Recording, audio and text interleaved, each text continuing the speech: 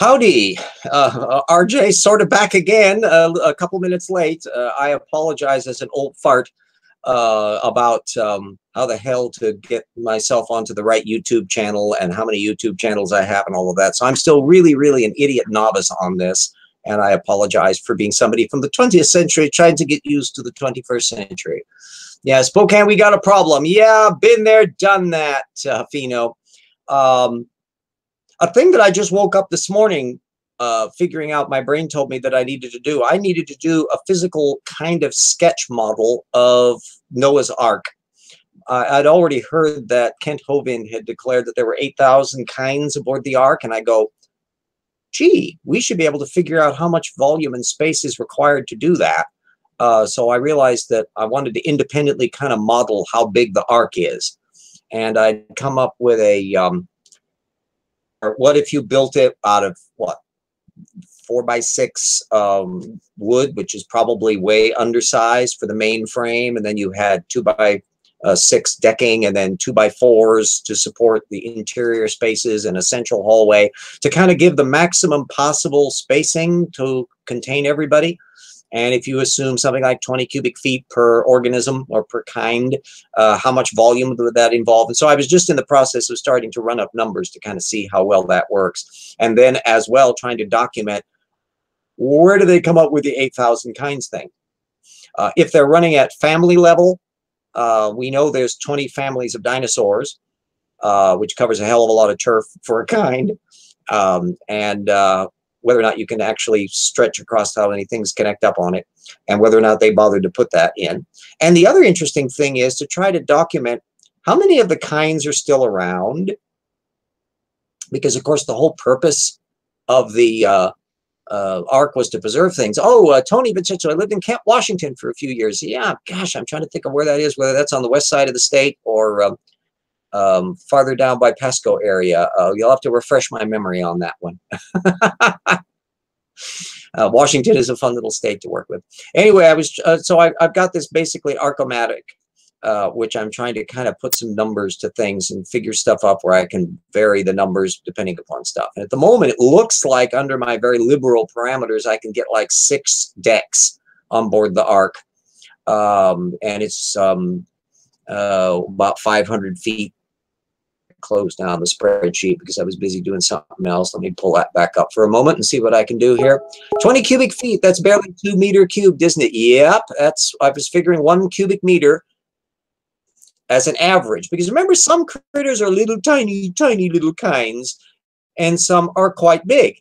And then of course creationists try to waffle on this, having in the case of dinosaurs, they bring dinosaurs, so you have like a little baby sauropod, and it conveniently goes into a stupor and hibernates for the 40 days and 40 nights, so they don't have to worry about feeding it. They come up with a hell of a lot of dodges. I had used, I come up, it's 50 cubits wide, 30 cubits high, and based on the Ark Encounters website, the average of that works out to 18.98 inches, so I used a 19-inch cubit.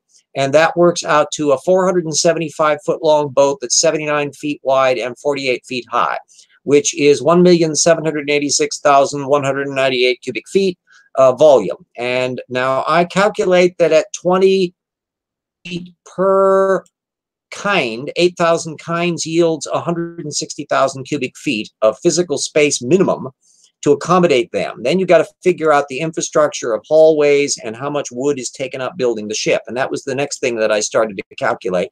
I came up with like a schematic where I'm assuming the size of the walls. And if I've got 7.5-foot ceilings and 6 inches decking, up with 6 decks on board the ship. So then I can start figuring out how you would be distributing stuff, how many interior deck space is just taken up by wood.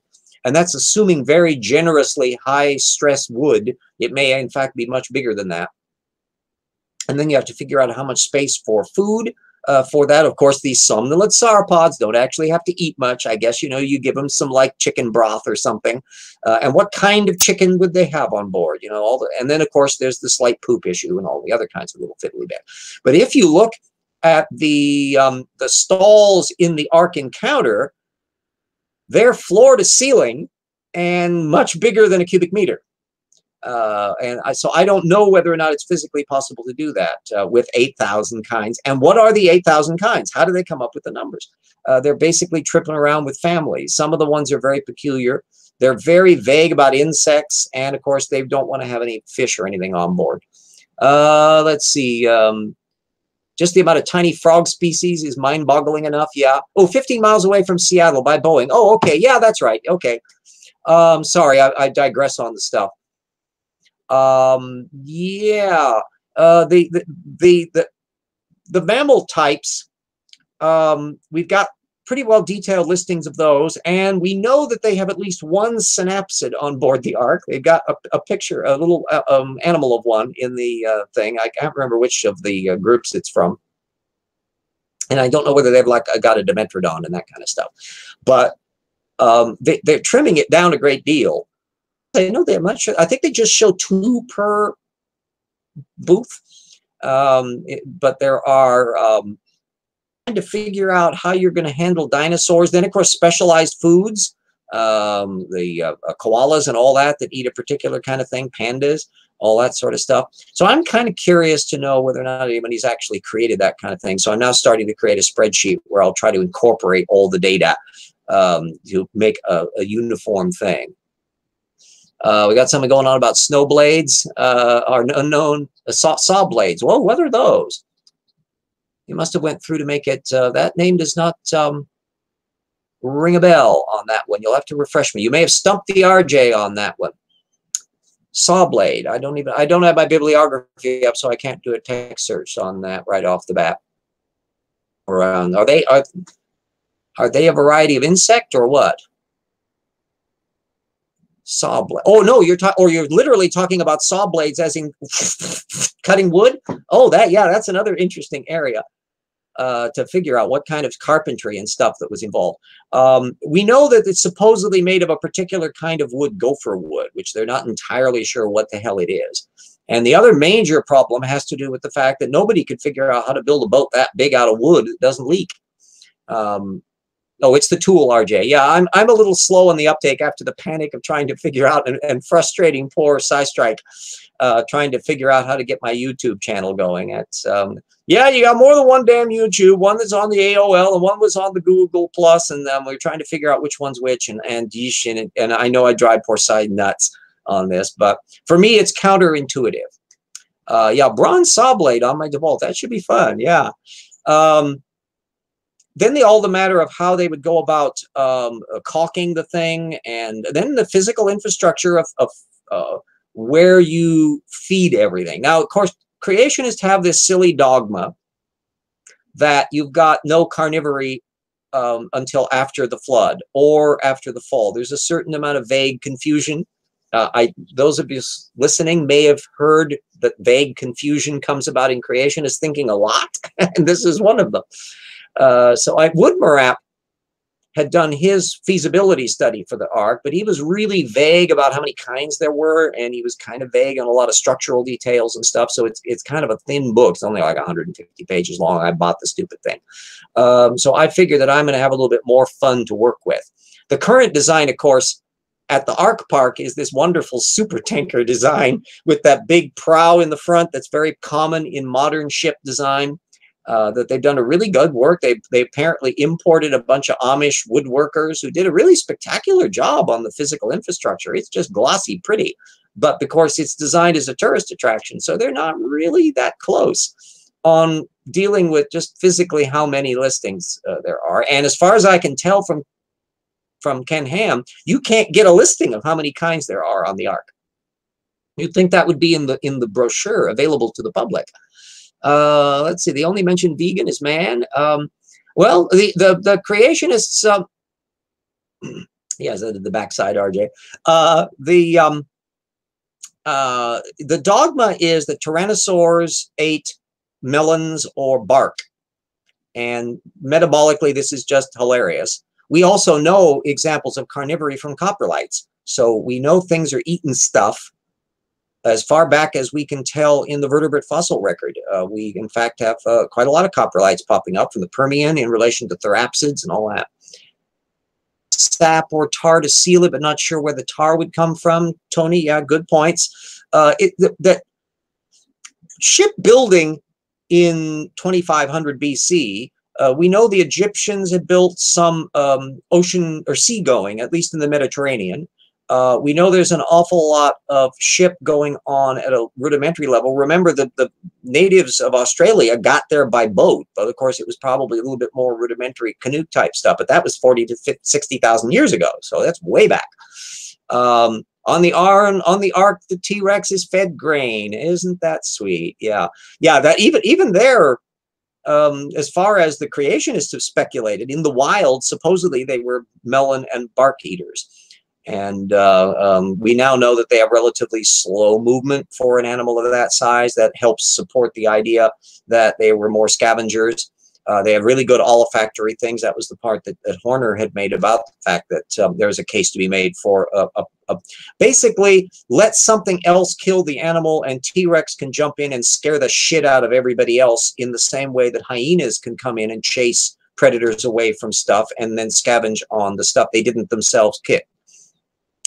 Oh yes, Tony Bailey would have known about open air tar pits or stuff like tar sand. Yeah, that's there's some argument that some of that stuff in the area that was involving volcanism and crap around where Sodom and Gomorrah supposedly were, pitch and other kinds of things, so that you can make a strained argument to support the idea. The idea that they built the thing on the float would float off the supports. That would be the easiest thing. They could just build it flat on the ground, and the water, of course, came by and simply floated the stupid thing away. But the main difficulty has to do with just physically building a boat that large. When they were building schooners at the 400-foot length in the 19th century, they had a problem with hogging.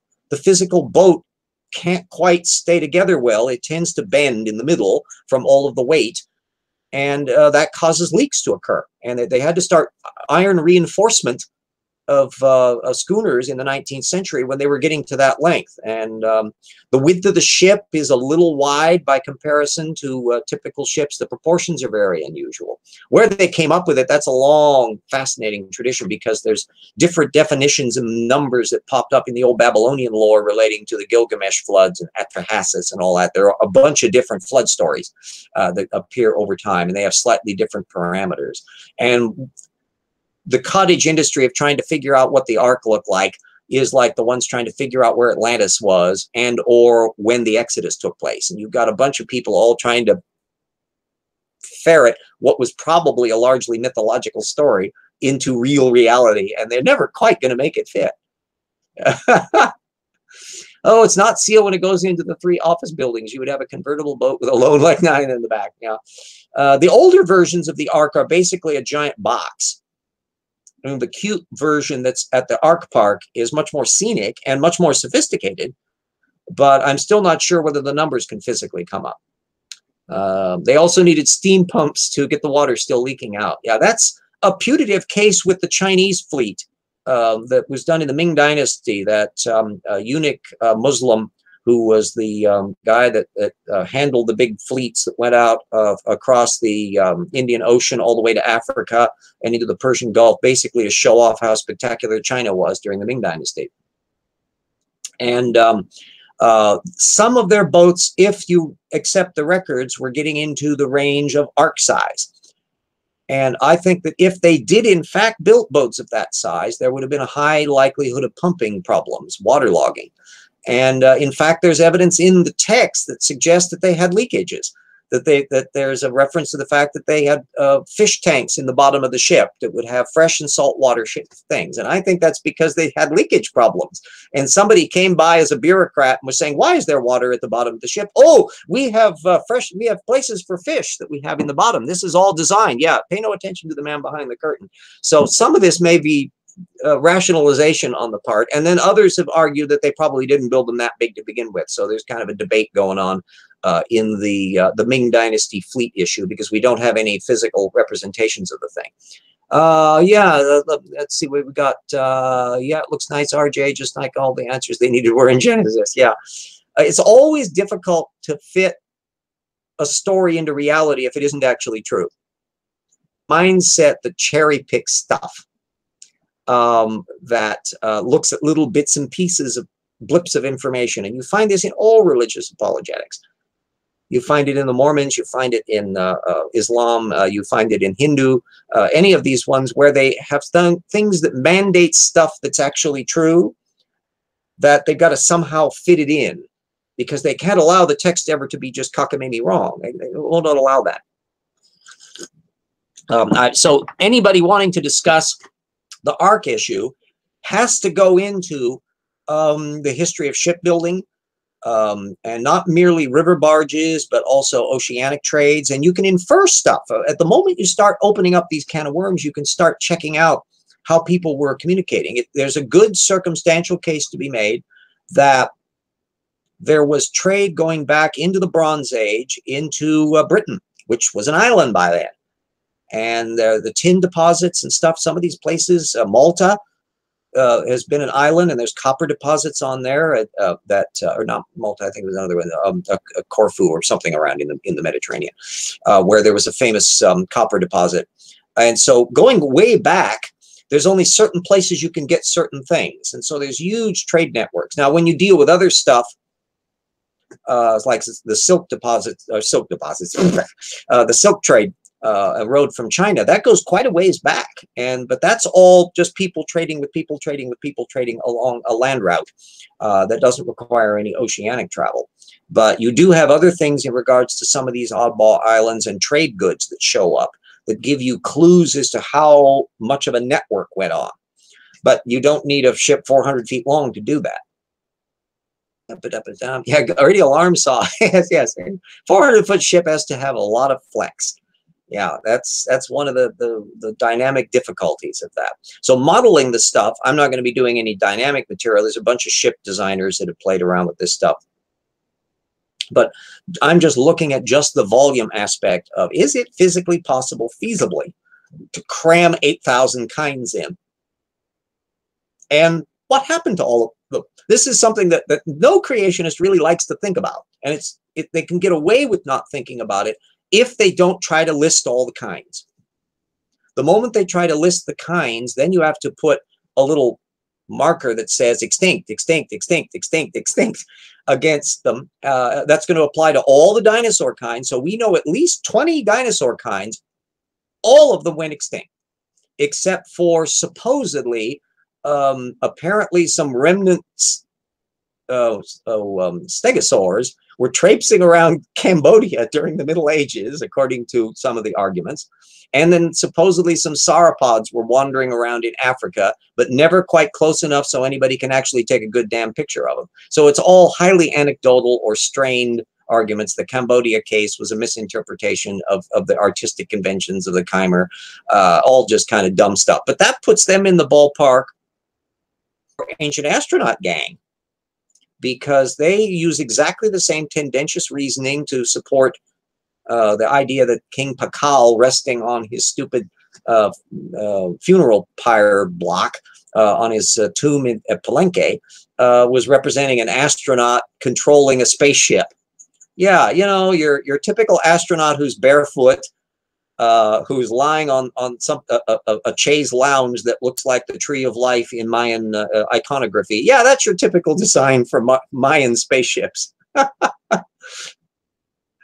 Yeah, all of the physical creationists can think God does God know about literate people are YEC's worst enemies? Well, I'm a charitable guy. The young Earth creationists are very literate. Todd Wood is as smart as a tack, but they have the ability not to think about things they don't want to think about. So literacy is not the problem. It's their ability to tunnel vision, their ability to internally deflect. And they got a brain that does that effortlessly. And it's not unique to creationists.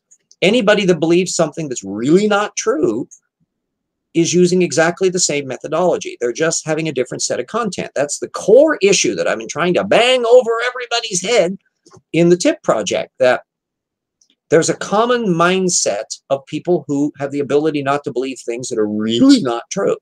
If you look at Jeranism, the flat earth nitwit, as an extreme case, He's overly reliant on secondary sources. He's relying on an extremely narrow data set. He never works out what he thinks happens. He's never going to be able to predict eclipses, and he has no standards for changing his mind. Those 4 mistakes, cognitively, 2 of them are scholarly methods issues, and 2 of them are cognitive internal mental processes. That covers everybody. Everybody who believes things that aren't true are functionally making those kinds of mistakes, and their intellect is irrelevant. They can be as bright as all get out. Ooh, ancient aliens, because nobody ever painted, drawing, carved, anything not really existing. Yeah, exactly the right, Pheno. That when you look at how people try to relate to their environment, there's Adrian Meyer has written some wonderful books on the history of some of these weird creatures, about how some of these are probably based upon actual encountered. And that the one wonderful case that she makes is that the Sphinx, or no, the yipes, not the Sphinx. It's a if it's part lion, it's a winged creature. Oh God, I can't think of it right on. You see, it's old brain fart. See, Jimmy's 65. He's beginning to. I'm afraid your mind is going, Dave. I can feel it. Oh God, I can't think of the damn thing. It's a griffin. The griffins are probably misrepresentations of seeing the fossils, particularly the skulls, which are very durable, of the little protoceratopsids. And if you look at the depictions of what one of these creatures tended to look like, they're suspiciously similar.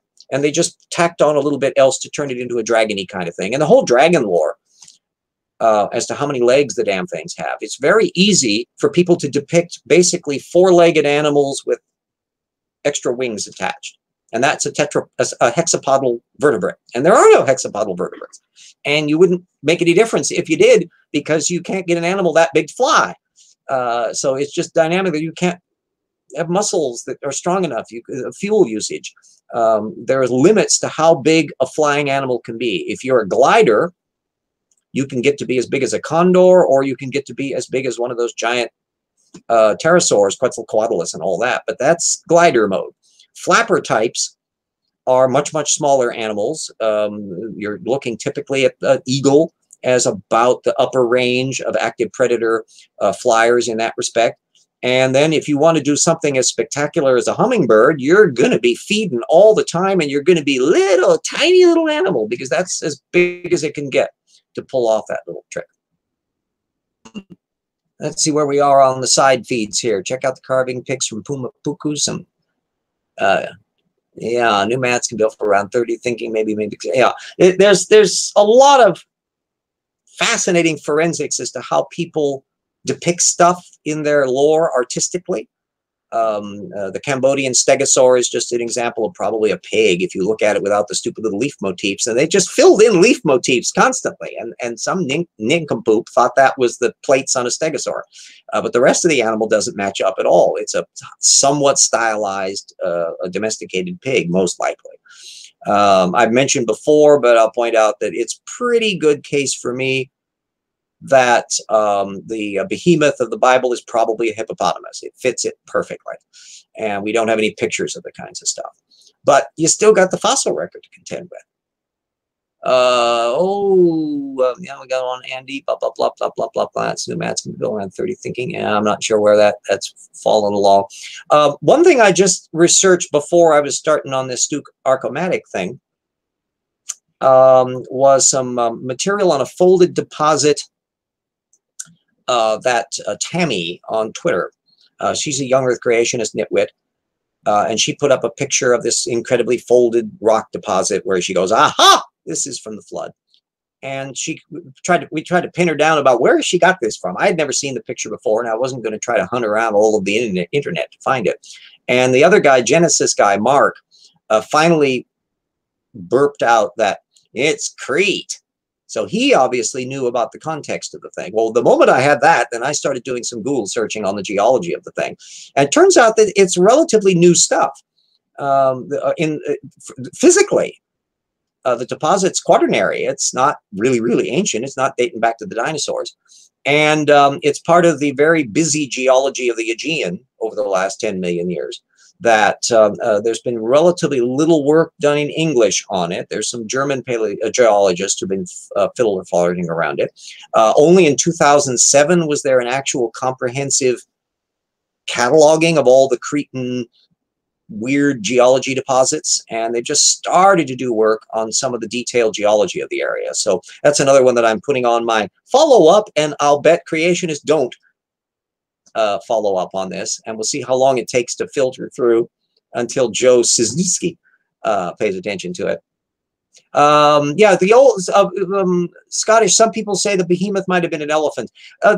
There were all sorts of issues on the thing, but the answer to it had to do with the characteristics of the animal. Behemoth is a really dangerous critter that lives in rivers, and it eats grass, and it takes a hell of a lot to be able to kill the damn thing. And God, of course, can do this all the time, and that's what Job is about, saying, you know, you think you're strong and powerful. Heck, can you go after Leviathan? Were you there when you settled the ages of the earth and built all of these, the foundations of the earth? Yeah, you're just small potatoes compared to Yahweh. Well, the elephants, and the elephant does not live in rivers, so that's a problem. But when you look at Egyptian lore and a few other details, you discover the hippo is just spectacular because it's a deadly, dangerous animal. It's hyper-territorial. It kills more people than lions and tigers do. It definitely lives in rivers, definitely eats grass. And what's interesting is the damn tail. Because when it wants to show you I'm pissed off, it flips its tail up, stiff like a cedar. And that's the reference that's in the Bible. The creationists blew it all up out of proportions and decided that that it had a tail as big as a cedar tree, and that's where they bring into Apatosaurus and all that, big tetrapod dinosaurs. The problem is, of course, sauropods don't live in rivers, and they can't eat grass physically. They have rake-like teeth. They're basically eating conifers, and they just rake the teeth off, and it goes down the gullet where were gastrolith stones that help processing, and probably specialized bacteria, but we don't know about that because we don't have the fossil material. Ooh, we're bringing into the Santorini and other things. Ooh, that's delightful. 1500 or so BC on this small island, not in Siberia, but in the Aegean Sea, or if we're talking about Santorini, the eruption there, the likely cause of Atlantis. That actually, the dating is a bit earlier than that. It's, I think, 1630 BCE for the Santorini eruption. And that, in fact, is a can of worms that to this day drives archaeologists in general nuts, is what impact did the Santorini eruption have on Egypt and the surrounding territories? I'm a tiny island in Siberia. This is something completely different from anything. Oh, you're talking about the mammoth found up. Yeah, yes, the little itty bitty ones. Yes, that's something else altogether. The last remnant mammoths that were found. I'm not sure whether it was Dima, it was something else, but yeah, it was an island that was recently found, and they went dwarf, which animals that get isolated, vertebrates that get isolated on islands will either get larger because they don't have any competition, or they'll get smaller. And so there's a double dynamic going on as to whether they're predator or prey. Yeah, so you're right, Andy. Yeah, you're the mammoths. I was brain farting and thinking something completely different about volcanic eruption and Santorini, which is in a different area. I don't know that it was 1500 BC. I seem to think the dates were way earlier than that. But it shows that this was the last remnant group of mammoths that survived because there were no people to go after them. They were up in the middle of nowhere. The mammoths in general went turtle because of the slightly higher predation that humans did, because mammoths, as all elephants, have very long gestation periods, so they only have like one offspring a year, and the babies were the ones most vulnerable to attack from natural predators and human beings. And so all it took was just a little more predation, and now it's cutting them below their survival thing because they're also being stressed by the changing environment after the Ice Age ended. And that was the kiss of death for them. Behemoths should be a mammal. Reptiles do not have external gonads, the sinews of his stones. Yeah, that would also be consistent. I hadn't really thought of that, Fino, but that's actually a legitimate thing. Anyway, the thing about the hippo is that it figured in Egyptian mythology. They had a monster that when you died, your soul was measured against a feather. And if it failed to measure up because of the virtue and decency of it, you were fed to this big monster that was 1/3 lion, 1/3 crocodile, 1/3 hippopotamus. So clearly the Egyptians were under the impression that hippos were not happy creatures. They're very, very dangerous. So if there's any animal around that fits the characteristics of behemoth, the hippopotamus qualifies quite nicely, including the make it this tail stiff like a cedar. Yeah, I'll have to, on the dating of that, I'll have to kind of just say that it's a stump RJ. I can't quite remember the circumstance of it. The work has been done fairly recently. As I remember, there were papers on it in either Nature or Science, and it was just, or maybe it could be PNAS, but relatively recent, and I don't have my spreadsheet up or my data set up. Bill Nye ripped sham seaworthy viability of the Ark to shreds. Yeah, there were a lot of good points that were brought up in the ham debate. But there was still a lot of limitations on stuff because you can't quite do a crash course on hamisms in just a couple days or weeks, which was the situation that Ham was getting into. So there were a lot of big gaping holes in Ham's argument that were there that Nye didn't necessarily notice because he wasn't up on all the material. And in the long term, of course, the one that benefited the most from the debate was Ken Ham, because donations to his projects went up as a result of that, because all of these Christians were saying, oh, our poor genius Ham, he's being persecuted by the nasty secularists. Yeah, Bill is an engineer, and he's got physics background in a variety of areas. He's within that frame, but he's not coming from either a biology, zoology, paleontology end. It's not an area that he really pays a heck of a lot of attention to. His book that he wrote on this shows that he's kind of 900 miles from the data. And also, he's not somebody who's followed anti-evolutionism at depth. And you can easily get into problems on there. From my point of view, one of the most gigantic goofs that was just staring in the face was when Ham put up a picture of the created kind things with these cute little charts. It's one of the things that's at the Creation Museum. And one of the critters on there was a triceratops. And that opens up that big can of worms as to how many kinds of dinosaurs there are. And is triceratops a created kind? And are those little lines on there making sense? Why are they extinct? In fact, you've got 3 different families of dinosaurs that connect up. The ancestor group for the ceratopsids are the psittacosaurids. They're small critters, small, largely bipedal, but they have the first with that little parrot-shaped beak. And later on, they originated in Asia, by the way. And they've even got examples with their digits adjust, so some of them have only 4 fingers and all that. And also, they've got kind of feathery integument tail spiked things that only have just recently shown up on the very earliest of the psittacosaurid fossils that have been found, the best ones. And then the next group are the protoceratopsids, that bunch that makes our cute little chimeric animals on the route being misinterpreted in paleontology.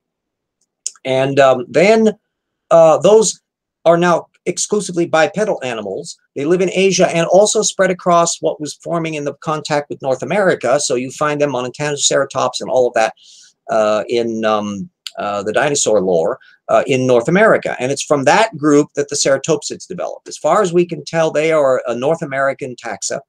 And they are essentially protoceratopsids that got really, really, really big. And they proliferate up in that northern area. It's hard to tell the details of it because there's relatively few deposits available in what would be called the Middle Cretaceous, if there were many deposits to call the Middle Cretaceous. There may not even be a science or evolution specialist. People have affection for him, so it's probably worth more. Yeah, Bill Nye is a nice science defender. He's an archetypal geek, and so he comes across nicely in that realm. But he is coming from that secular background frame. And whenever you're lighting into Ken Ham, you're talking theology, you're talking pseudo-history, you're talking a whole worldview that I don't know that Bill Nye really is bothered to think a heck of a lot out of and doesn't necessarily bump into. I think it's funny how creationists think Genesis is word for word truth, but they think Revelations is metaphor. Depends on the creationist. An awful lot of the Ken Ham set and Kent Hovind world are expecting that to be literal. And there are ones that are practically ready to book their apartment plan in that giant gold cube that exists in the post-Revelation world that's described in that. I loved Julia Sweeney, where she was saying, you know, that John is on acid when he's writing Revelations. It's a wacky bunch. Yeah, let's not forget the cool bow tie. I, alas, am not a bow tie fan. And it's kind of a awkward little thing. I never particularly liked the little bit on that. I don't particularly like ties in general, but that's just a foible on my part. I have no prejudice against bow tyists. Now, the bow tie pastafarians, you know, you got your bow tie pastafarian, and then you got your linguinians. You got a lot of different schismatics going on in the flying spaghetti monster lore, you know, and if they had the power of the state to enforce orthodoxy the way the Spanish Inquisition did, maybe we might see more people burned at the stake over which version of Pastafarianism is true. The bow tie, some people can wear bow ties and feel comfortable with them or not. Remember, for a long time, what's his name on CNN, the little troll? I think he's moved over to Fox. God, I can't think of his name. He used to be on Crossfire. He will often wear bow ties. And, yeah, I see, I get these brain farts. I haven't had any much food since my breakfast this morning. George Will was a big bow tie fan. So some people like the things and some people not. They're a holdover from a kind of upper class cultural bit, because bow ties figured rather prominently in formal wear. You didn't wear a long tie if you wore a tuxedo. And so it's an artificial bit of fluffery that if you look back in the 18th century and that kind of stuff, you had very big flowery stuff in the days when male clothing was just as popinjay complicated as women's clothing was. And then in the Victorian era, things got really boring for men, and women continued to wear very, very elaborate dress, and they were being talk about where the hemline was and where the bra line was, the breast line, as to whether they exposed arms and all that kind of stuff, whereas men were just all dressed boring. And about the only thing you could do would be a little fluff or something, or flashy cufflinks or something like that, or a ruffled shirt. 11th Doctor. Oh, we're going to go Whovians on us. And how many are as excited as I am that there's going to be a woman doctor now? Yay! I am delighted. In fact, they could even go for it, the idea that the 12 regenerations are as one sex. So they could even, if they wanted to be sneaky about it, say that the next 12 doctors have all got to be women, because now the doctor is transformed into a new modality in the same way that the master did. But that would be something they have to work out. Yeah, we've got a hell of a lot of wonderful women actresses that could just do spectacular jobs. If anyone had seen the old Henry VI, Richard III series that was done on PBS from Britain, where they did the whole big epic on the Shakespeare plays, the black actress that played Queen Mary, I think, the battle axe that was murdering off and helping to kill off the relatives to make sure that their side of the family got on the throne, she would be a spectacular Doctor Who. So there's a lot of them knocking around in there. And some of the ones that appeared on the Doctor Who series in various modes would be really great. And Torchwood and other contexts, though. So there's more than enough great performers out there to do this kind of thing. I'm not worried about it at all. Heck almighty. Oh. Protestant Pastafarian, I don't salt my water. Oh, I do salt my water. Oh, and the RJ, I would love to be on your Friday shit talking special. I am a shit talking connoisseur. Well, yeah, we're hoping to kind of get it up to the point where you can have people in the video modes, but poor Cy discovers how inept I am at getting into a lot of these things to do the setup. So I'm amazed that we're doing anything live even as we speak. Tom Baker, I adore Tom Baker, as that it's literally saved his life, because he was just in terrible straits. He was working as a construction worker at the time that he was given the role. He had done a gobsmackingly brilliant job. We're way off evolution topics. I'm sorry. He did a wonderful job in Nicholas and Alexandra, and I strongly recommend you should see that movie to see his beautiful performance as Rasputin, which to some extent tells us an awful lot about what's going on in Russia today. But anyway, his career didn't jumpstart from that, and so he went back to working construction, and he was carrying around bricks and all this kind of stuff, where he literally got a message from the BBC saying, "Hey, would you like to be Doctor Who?" And he goes, duh, yeah. And the rest was history. But he had this wonderful grin, and the manner of it essentially saved his life and kept his career going. And an awful lot of us that's the first Doctor we had ever seen over here in America during the TV showings. That's the Doctor. And then we would gradually discover, oh, there were other Doctors before and afterwards. Yeah, he was just wonderful. And yeah, the three year shit. Yeah, Tom Baker had a relatively lesser career after Doctor Who, but it has placed him on the Pantheon map. You can never forget Doctor Who, Tom Baker, anymore, even though he had a very good acting career independent of that. He had just the right temperament to play Rasputin, because he can come across with simultaneously poignant and thoughtful and scary and hedonistic all at the same time. And so it was just a beautiful match for Rasputin, and it's a very, very well-crafted story. And Rasputin's a fascinating character as to why this womanizing drunkard mystic was so influential in the Russian court and helped grease the skids for their decline and fall. It's a sad, tragic thing. It's a wonderful film.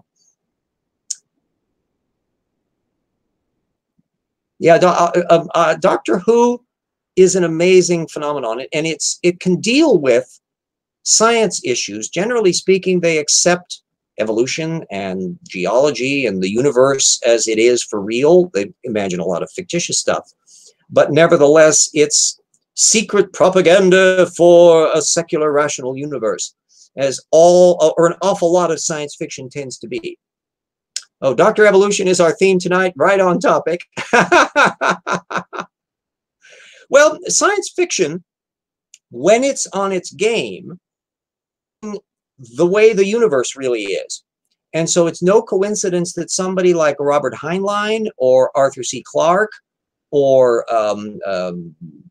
Isaac Asimov were as interested in history and science and religion issues and the stuff that Arthur C. Clarke did on investigating pseudoscience and miracles and strange phenomenon, because some of it might be true and you can investigate it scientifically. So all of those actually bump into that. The least interesting science fiction writers are ones that just kind of fill in a niche where they'll have strange alien creatures, but it's essentially a potboiler adventure story and nothing more. Star Trek, more so than Star Wars, is about issues of science and nature and philosophy and not just good versus evil issues like Star Wars, but Star Trek is about gender issues, although they've often been tiptoey about it, the notions about economics and the nature of warfare and prejudice. These are all issues that come in. And Twilight Zone was just chock-a-block with social issues. So it was a way that you could do those things on television and not have people go ballistic because, oh, it's just a science fiction. It's just talking about aliens. It's just a cookbook. Yeah, oh, lots of morality in The Next Generation. Probably even more so philosophy and deeper issues about spirituality issues in Deep Space Nine, which I'm very fond of. Is probably the darkest of the multiple series.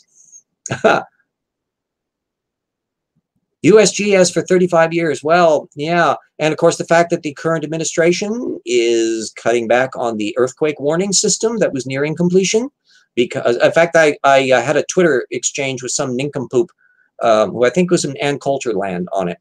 And I pointed that out, and they were saying, oh, it's no good. It's a waste of money. You have to have like hours of warning, and on that, a few minutes warning doesn't matter. A few seconds warning doesn't matter. Bullpucky, I'm terribly sorry, but they know from experience in Japan and in other areas many things as to whether or not you're can rush to a doorway or not, whether you can get inside or outside under circumstances, whether you're in an elevator or a staircase or can get to one or not. Literally seconds can matter. So this is pseudoscience mentality up the yin yang. He thinks the folding going to increase from the crustal flex that must result in huge mass distribution. So the polar caps. There is a long-term issue about how, I think isostasy is the term, about how land deforms when you have huge ice caps on them.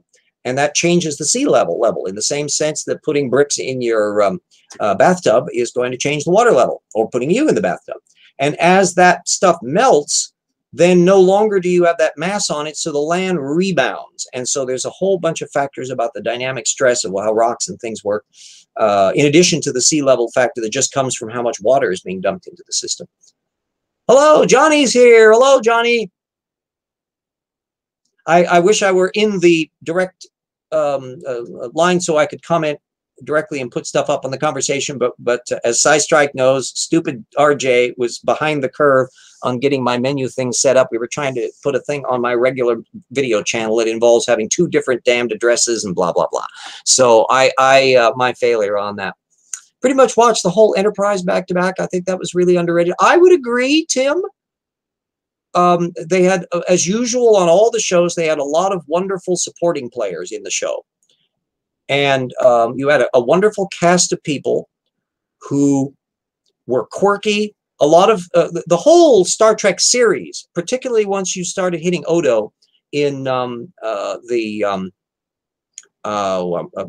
Deep Space Nine, you started having things where there were a lot of character actors who were just crackerjack, superb theatrical actors who never really made it because they didn't look young enough or handsome enough. But you put them in alien makeup and Big O, they can really do magnificent stuff. The guy that played the Cardassian Taylor, who was actually something of a spy, and the fellow playing Quark, and all. It was more so for the men than the women. Women just tended to play women, although you had very wonderful, strong characters popping up there, and I am still a super duper Deanna Troi fan. I adore her.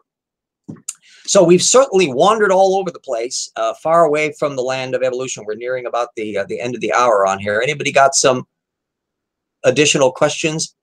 Yes, what a massive deviation we have taken. It's hot here in Spokane. I'm keeping my fan on. We're pushing 100 degrees here.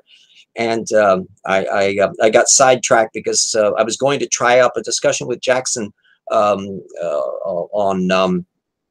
you, but we couldn't get the connections working well. We were going to talk about Dinesh D'Souza, a mutual detestation society for us on him, and also baraminology. And we're going to try to do that either later on today or elsewhere. I got all the little irons in the fire on stuff. Yeah, the dude that was the Taylor, he was the dad in Hellraiser. Yeah. He could convey a great deal from his voice, and he created a very powerful character underneath all of that makeup. And quite a few of the characters that played in there, I think, gave some of their best and most memorable performances. René Auberjonois, I can never quite pronounce his name. It's a wonderful actor, and his Odo, the memory for me as just a magnificent one. What are your thoughts on the new Doctor? Woman Doctor, I just said, I'm absolutely delighted. Absolutely delighted. I believe I've seen the actress's work in other things, so I have no problem about her competence in the area. And if they keep up the high level of writing in the series, it'll be no problem. I am an egalitarian. They already did the trick of having the Master incarnate as a woman, and the actress playing her is magnificent. The series for the last 3 or 4 years has had absolutely kick butt women actresses in there. I mean, River Song is just fabulous. Andrew Robinson, thank you, Fino. Yes, yeah, he was very minor league players. A lot of those actors had B-movie resumes apart from the stuff that they did for the Star Trek series, because now they could really show their talent, because you're not getting hung up upon the fact that they don't have the archetypal pretty face or they don't fit into the boxes of what we expect to have. Yeah, Odo is also one of the best. Yes, René Auberjonois. He's still very active in Broadway productions, because that's where he did most of his work. Wonderful. He could do comedy, drama. He has a very broad range. I'm not sure whether he's even done some musicals or not. I'm not sure whether he has a singing element, but he's highly respected amongst the Broadway dramatic environment, because he's just a good, wonderful performer. Eat Meal, which organism are you talking about? Hello, Eat Meal. What evolutionary advantage is there to the organism? Ooh, that's actually a great question, and I got about 5 minutes to do it. We're talking multicellularity. And there's quite a lot of work that's been done just in the last 5 or 10 years. Conway Morris, in particular, makes a very powerful case that multicellularity is inevitable in a replicating bacterial context. It can't avoid developing cooperative nexuses when you start having endosymbiosis involved. And it's happened a bunch of times and is in the process of happening as well. Now, getting past just multicellular to having big things that crawl around on land and chomp on other stuff, that's not necessarily so obvious. And I should probably do a whole bloody show on that, Eat. We got something people seem to quite like Dinesh, though. People like Shermer seem to genuinely like him. Yes, that I would, when he reviewed why Christianity is true, what's so great about Christianity, said that I disagree with Dinesh's philosophy, but I admire his scholarship. And I say, I'm sorry, I do not admire his scholarship. You must not have ever checked any of his damn footnotes, Michael. I think he just skimmed through, because if you look at Dinesh, he will cite scholarly material. But the question is, does it say what he wants it to say? And that's why the Spanish Inquisition case was so a spectacular case of a book that was really good. Henry Kamen's book on the Spanish Inquisition was superb. And I recommend that Dinesh read it sometime, because he clearly didn't read it when he jumped off his conclusion. So I have to actually do a little bitch slap to Michael Shermer over his sanguinity. I think he's pushed over by the fact that Dinesh comes across as a very patrician, scholarly, he doesn't raise his temper much, although if you read his tweets, he's just nasty, vitriolic. God, he just drives me up the wall. He's a sanctimonious prick, and that's on his good days. But in his debating context, he's very, very mannered and cultured and sophisticated sounding. But you look at his source reference base, this guy is dull as a sack of hammers. He's relying on very bad secondary sources. He never fact checks a damn thing. He's superficial. He's going at it purely at a philosophical end, and it comes out obviously when you start checking his material. Eat Meal, let's try random words next time.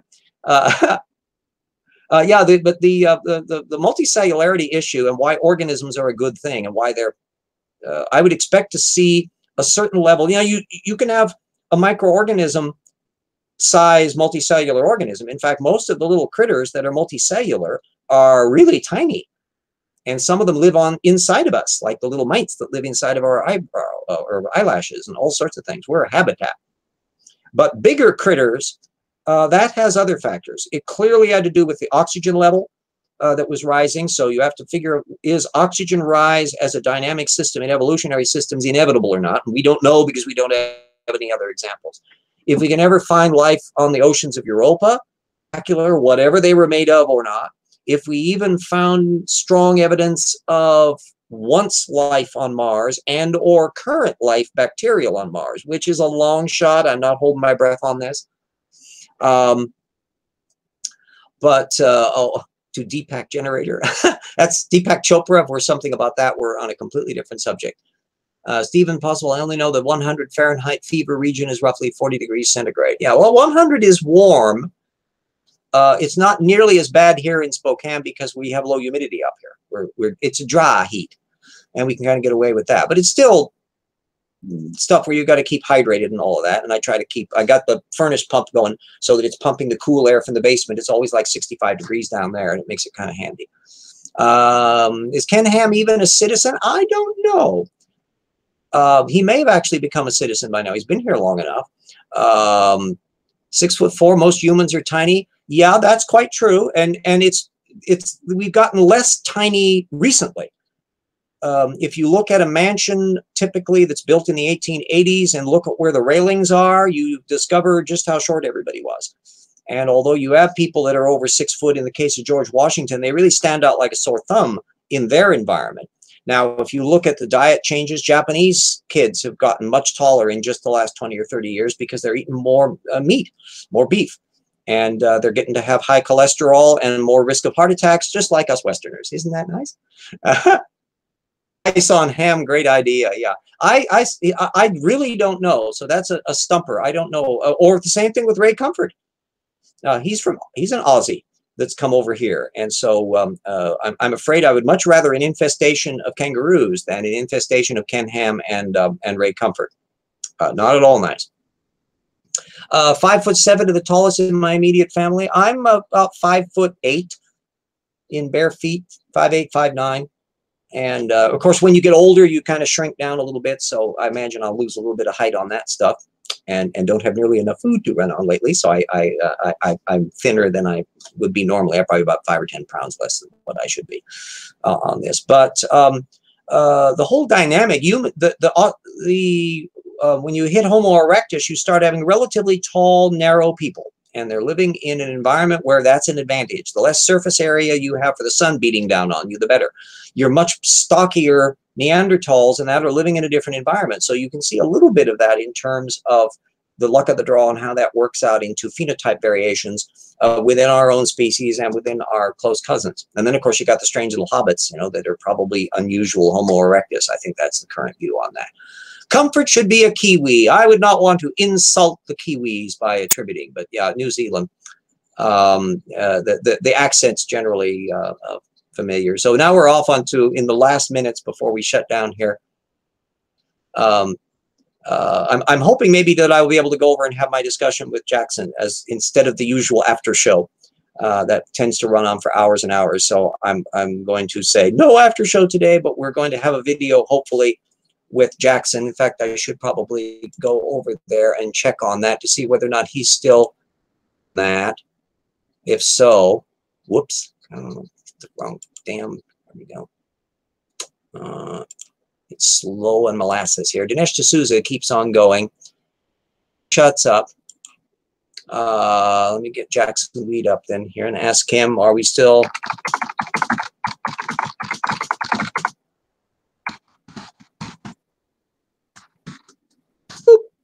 And I will ask him on that one. He's a nice kid. He's been looking into baraminology and other areas just on his own. I've been at it longer than he has, so I have a bigger brain on that to pick just because I've been at it longer. And the kiwi, the bird, or the fruit. Yeah, maybe a bit in the form of epigenetics, but else no. Yeah, there's so many. I love issues when creationists will bring up topics that they think they have a good area on, whether it's animals, plants, biology, or whatever. And then when I start doing the background detail on it to see whether or not anything goes. I'm still checking to see if I'm going to get a feedback from Jackson. We're going to be pulling our plug on here. We're at 6:03. Cy, are you there, Cy? I am, in fact. Was this one of the weirder shows we've had where there was much more discussion of something other than actual evolution or creationism? It did go off the rails for a bit. Remember, we started a little late. Actually, you've got about 2 minutes left. Yeah, and that was my fault. I am the schlub on this. I plead guilty to this, and we're going to definitely have to do a prep time on a day other than just before what we need to do, because I got to get all of those stupid codes and stuff organized so that we can organize it the way we're supposed to do. And every time we tried that, it's snagged on my dumb. So I plead mea culpa on that one. I wouldn't worry. It's just a learning curve. That's all. I have to say, it's amazing what we're doing at all. The fact that we can have instantaneous communication and feedback, both in text and potentially in video, in a way that was miraculous if I were thinking about what I was looking at in a world of 1960s, where computers were great big things with worry tape drives that existed in insurance companies and governments. And you had like Colossus, the Forbin Project size computers. But not the idea that they were going to be home appliances where everybody gets to do the equivalent of video phoning in a way that you could do in 2001: A Space Odyssey, but not for real. And now we're doing this. It doesn't always work, but it has an interactivity, the kind of stuff that we can in effect do party line communications in this modality that is really wonderful, so long as you got enough bandwidth and so forth and so on to be able to handle it all. No show today. Going to have, there's no other way. Well, I'm not sure yet because I'm just trying to get a feedback from Jackson. I haven't heard on him. And so if not, then we'll have to, oh no, he's typing. Crossed. And we're waiting because if it is, we had planned to do this and we'll be going over to Jackson's and I'll leave the material up so we can put his channel up to where we'll just, anybody can join in and look on that. We can, yes. What channel are we doing it on? Yours. Boop. Up as he was doing before. RJ, if you want to invite him over here instead of your after show, you could do that. Send him the link.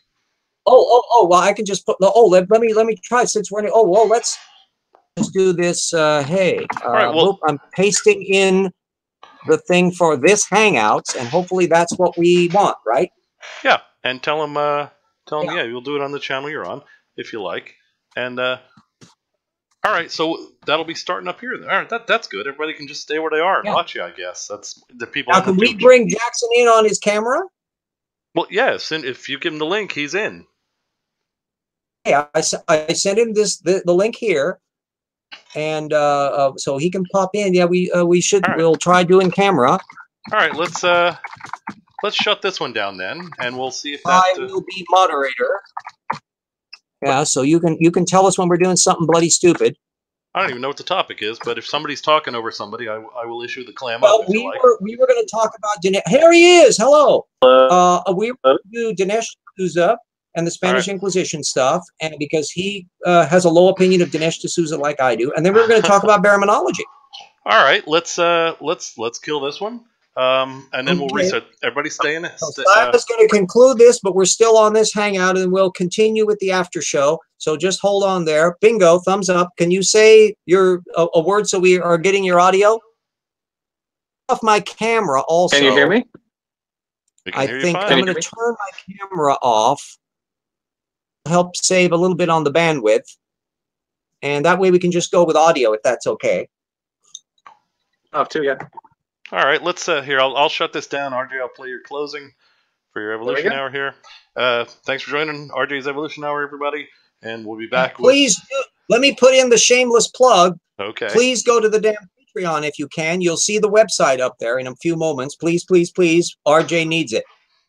Okay, very good. There are a few. Jeranism has more patrons than I do. What is wrong with this picture? Disturbing. Is that the Flat Earth guy? That's the one. Is that? Oh, shut up.